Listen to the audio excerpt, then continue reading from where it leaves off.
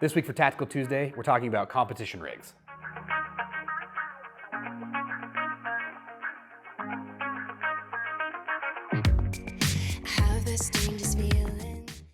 My name is Holden R. I am Modern Warrior's very own C-Class shooter. And today I wanted to take some time to go over my competition rig, the do's and don'ts that I've found, and stuff that I hope can help you along the way. But before we get back into that, I really appreciate you guys subscribing, staying tuned to all of our videos. It really helps us, helps YouTube show what type of content you like if you were to like and subscribe this video. So please share it to your friends, and let's get right into it. So to kick things off, we're gonna discuss my belt, how it started, and kind of what modifications and the reasoning behind those modifications that I've done. So the belt that I went with was the Safariland ELS competition belt. It is a very rigid kind of plastic inner, with kind of a leather, faux leather out exterior. It's very durable, you know, you're not gonna break this thing. And then the main selling point for me was the mounting system. The mounting system here uses the ELS kind of brackets or the fork in the receiver plate. It's the equipment locking system from Safariland. So it's very easy to move some of your stuff around. It uses bolts and stuff like that. So right now I've got this belt set up for just strictly USPSA. That's all I'm shooting at the moment. So I have 4 mag pouches here. I'm using the ELS system. So it's easy as that to take my mag pouch off. You can see the fork here, and then you see the receiver plate there. So it's a very easy, you know, to switch if I maybe wanted to shoot PCC or anything like that, or switch out for some of my magnets or anything like that. It's a very easy system. So that's why I chose the belt kind of, you know, base. To talk about kind of the mag pouches, the way that this is set up right now, kind of compared to tactical belts and other things like that, this is all speed. I'm trying to draw as fast as I can, and you know, milliseconds are what I'm kind of counting here. So if I were to be wearing this belt, kind of how it's facing now, I've got a extreme degree of cant on these front magazines, because that's going to allow me to drop my hand off of that firearm and grab that magazine without having to bend my wrist in kind of weird ways. But the further it gets behind my side is when it goes to your kind of traditional straight up.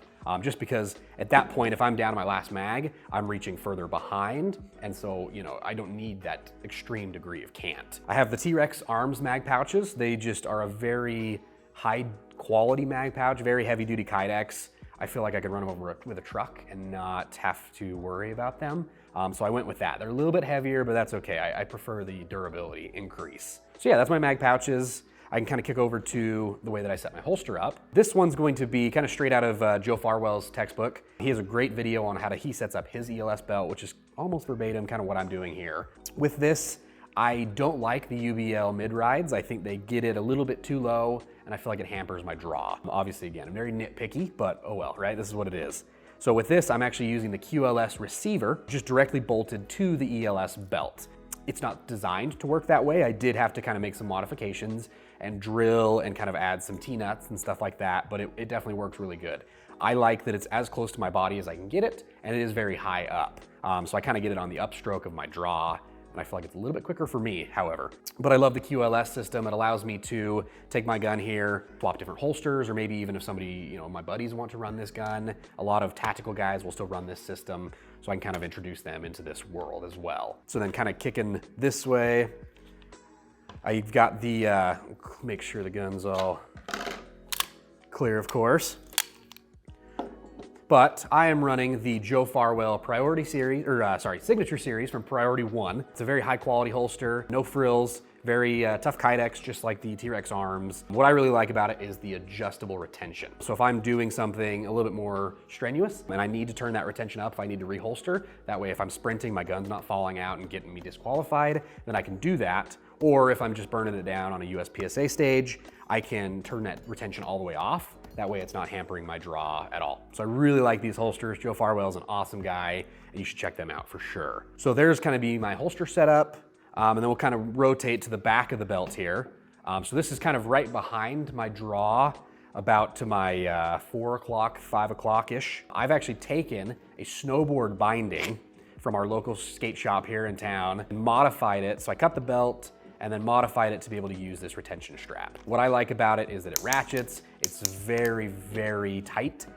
So I can keep, I have 80 rounds of ammo up here. I really need that belt as tight as I can. That way it's not sagging. So a very cheap upgrade that you can do that I feel like changes kind of the entire game on the belt. So I've been very happy with it. But yeah, like I said, the reason this setup is this way is I'm trying to go as fast as I can. I'm not, worried about tactical scenarios where I have to reholster or anything like that. I am, this is a game, you're trying to shave off milliseconds. We'll have another video a little bit later that's gonna kind of go over my belt versus like a tactical belt. So if you're thinking about getting into competition, you don't need to put together a rig like this. You can still use what most of us have. Hey, and just a quick reminder, guys, we're also giving away this belt right here. I tried to set it up a little bit more universal so that way the winner can kind of tailor it to their needs. But if you look at my belt underneath it versus this belt, they're very similar. We did use a Molly belt instead of kind of this more competition-driven one. Again, just for the end user, they can decide how they want to set it up. On this, we've done the Holden holsters mag pouches and then the Holden holsters 2011 competition holster. It comes with a UBL mid-ride, very, very slick holster. We're giving this belt away in conjunction with Springfield Armory. They've donated a Prodigy for us to give away to you guys, and Underwood Ammo. They've also donated about 500 rounds of ammo to help with the giveaway. So we're super excited to get this into somebody's hands and kind of see their journey on getting into competition shooting. So that pretty much concludes my belt setup here. I know, probably like you, I had a lot of questions when I first started setting this up that I felt like didn't get answered. So if you have any questions about anything we used in today's video, please hit us up in the comments. We are very, very active there. We love hearing what you guys think. Or if you'd like to come in and talk to any of our guys, we're getting a lot of our guys here into our local competition club. It's Southern Utah Practical Shooting. They're doing an awesome job. They're very beginner friendly. So if you've ever wanted to get into this, please let our guys know or contact SUPS and head out. They do some really good events every Tuesday and pretty much every Saturday and Sunday. We appreciate you guys watching, sticking to the end. As always, if you could like and subscribe, it really helps us and the algorithms blessing our feeds, your feeds. So yeah, let us know if you have any questions. And this is Holden Richens signing off.